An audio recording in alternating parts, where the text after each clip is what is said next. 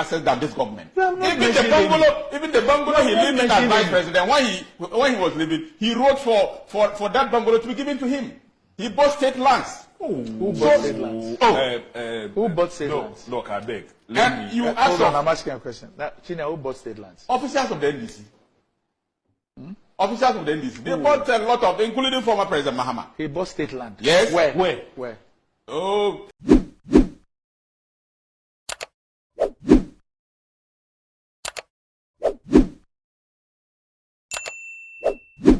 Been acquiring state property. The land where you stayed, the property you stayed as deputy minister in Wa, the land just next to it, he's acquired it. How did he get it? State property at a residential area. It's now in his name, Chinia. As if that was not enough, I'm going to teach you proper state capture. His brother went to form a company, and the company is called Bawuwese. If you can correct me, you know the name. Batuwese, very good, he knows it. Batuwese, his brother, direct brother, is also called Chinia, Baka Chinia also. You know the name, what's your brother's name? You go on. His driver was also part to form that company. His brother is called Abdel Bazak Chinia. His driver is called Dimbie Yahya. And his direct cousin is called Olatunji Amuda. They formed a company called Batuwese. Came to him as deputy minister, together with his minister at the ministry. And he awarded a contract, a road contract worth 12 million to his own brother. They captured all the projects in Tumu, Sesala, his constituency, and decided to execute it as one family, as if we didn't have contractors in Tumu. What saddened my heart, Sewa, is that after the awarding of contracts to his own brother, which sparks traces of conflict of interest, and to a larger extent, massive corruption, they took mobilization and failed to do the work. As we speak today, that road has been abandoned in his own constituency. So I kept saying that, look, if you even want to be wicked to your own constituency, at least if you want to engage in family and friends, if you want to be corrupt in your own society, you should take the contract and execute it. You don't take it and leave it. Today your people are struggling, your own constituency. Are you happy, Mr. MP? As if that was not enough.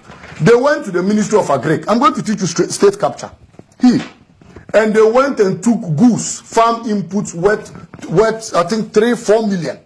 Farm inputs worth 4 million. They brought the farm inputs, smuggled half a number to foreign countries. Fertilizers were smuggled under the Planting for Food and Jobs. The minister then of Agric cautioned him that, look, the rate at which they were smuggling fertilizer to neighboring countries was high.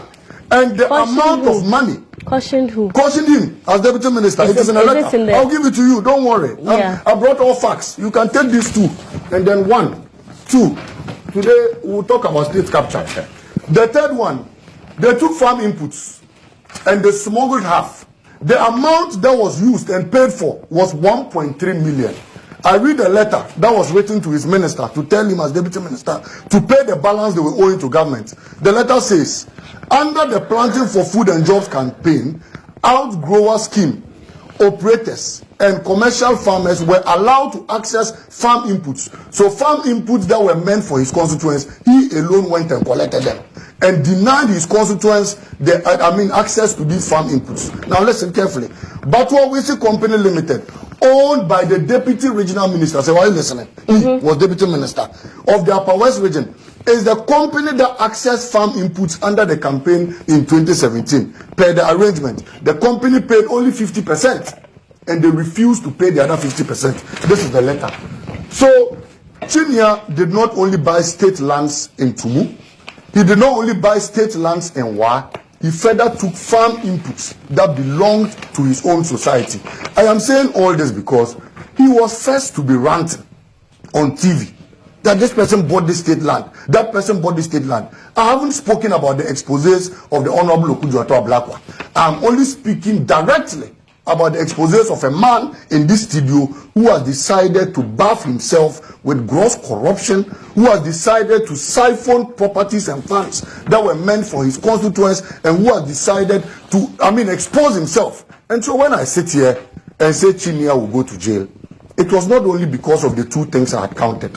It was because of these numerous things that not only him, will be prosecuted when NDC comes. His brother will go to jail. His driver, who has siphoned all these funds, will also go to jail. So a few moments later. Then now, where your land, your radio station is? Tumu, the land he refers to are government lands. Where he's talking about the station, the radio station, yeah, and the filling station. They are government lands. They are government lands. You bought them. Yes.